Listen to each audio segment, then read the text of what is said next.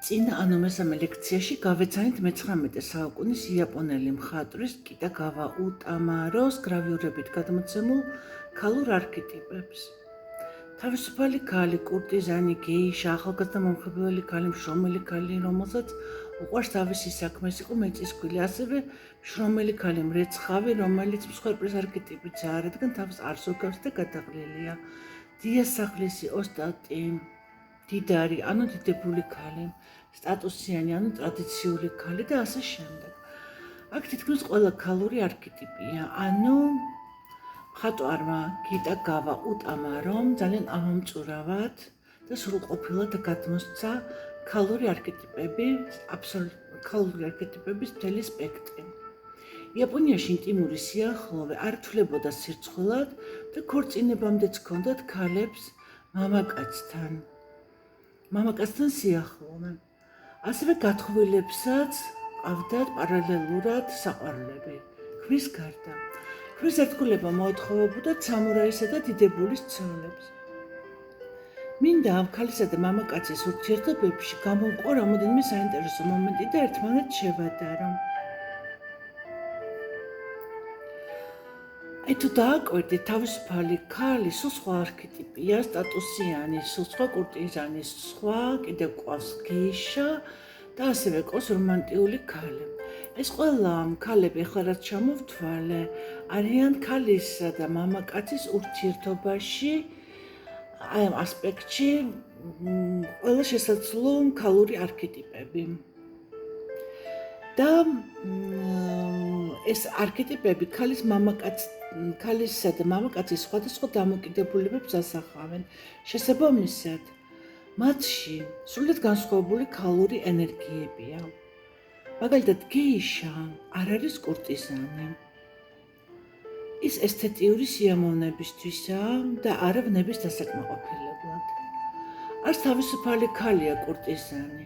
მართალია ის ვნების დასაკმაყოფილებლად არის როგორც კურტიზანი, მაგრამ ფლირტი და პოლიგამია მისი პირადი არჩევანია. ეს მისი პირადი ცხოვრებაა და არა შემოსავლის წყარო. რომანტიული ქალი უფრო სულიერი ემოციური სიყვარულის ენერგიებშია, ვიდრე ვნებისა და ეროტიკის.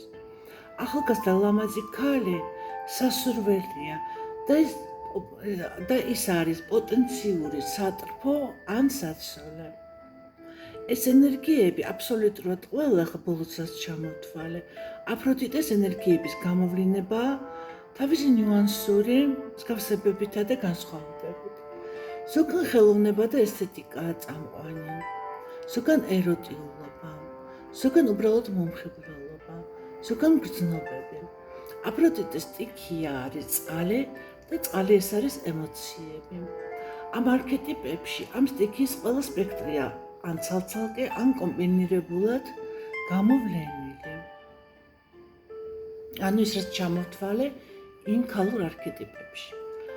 ქალის ყოფადობის სულ სხვა გამოვლენა, ანუ სულ სხვა ამპლუა არის სტატუსიანი ქალი, ანუ გათხოვილი ქალი და დედა. აქ ქალღმერთ ჰერას, ანუ ქალის მიწის სტიქიის ენერგიებს აქვს ადგილი. ქალი, რომელიც კბილებს იღება ვშავად, გამოსახულ გრავიურაზე, გარკვეულ ტრადიციებს იცავს. ის არის ცოლი და გარკვეული სოციალური მდგომარეობის მატარებელი. ქალი დედა, ის შულზეა ორიენტირებული. ასევე იმ შრომელი ქალების კატეგორია, რომლებიც სახლში შრომობს. ანუ სახლში რეცხავს, სახლის სამზარეულოში შრომობს. ისინიც ისევე როგორც ცოლი და დედა, ასევე დიასახლისები არიან. ამ ყველა ქალებს აერთიანებთ შეგროვება, გაფრთხილება, ზრუნვა და დაცვა და ისინი ყველანი არიან ჰერას, ანუ მიწის ენერგიის მატარებლები. რაც შეეხება ოსტატ ქალს, რომელსაც აქვს ესეთი პროფესია, როგორც არის თმის სტილისტი, ასევე ქალი მკვლევარი, ქალი ინტელექტუალი, ქალი, რომელიც იგივე საქმეს, სამზარეულო საქმეს თუ რეცხვას, თუ სხვა საქმეს, სახლში კი არა, გარეთ აკეთებს და ამას და ეს ყველაფერი თავის პროფესიათაა ქცეული. ეს ყველაფერი უკვე ქალღმერთ დიანას, იგივე არტემიდეს, ცეცხლის სტიქიის გამოვლინებაა ქალში, რაც მას საზოგადოებრივ ფუნქციას ასახავს, რაც ქალის საზოგადოებრივ ფუნქციას ასახავს. მეწისქველი, ანუ ქველი, მზარეული და მრეცხავი შეიძლება ოჯახში ასრულებდეს იგივე ფუნქციას. ან ეს შეიძლება იყოს მისი პროფესია. თუ ქალი ოჯახში ტრიალებს და თავის სახლში ზრუნავს, მაშინ ეს იგივე მოქმედებები მიწის სფეროს ენერგიებია, ხოლო თუ ზუსტად იგივეს აკეთებს, ოღონდ სახლის გარეთ და ეს მისი პროფესია, მისი კარიერა და მისი შემოსავლის წყაროა, ეს უკვე ცეცხლის ენერგიაა, რადგანაც მას სჭირდება საზოგადოებაში ადგილის დამკვიდრება და კონკურენციის გავლა. კურტიზანი ქალი, რომელიც ეროტიკას ემსახურება და აქედან გამომდინარე აფროდიტეს ენერგიებშია, რადგან ეს მისი პროფესიაა და არა მისი პირადი ცხოვრება, ეს ამით ფულს შოულობს, ხო? ეს პროფესია მისთვის ასევე ცეცხლის სტიქის გამოვლინებაცაა.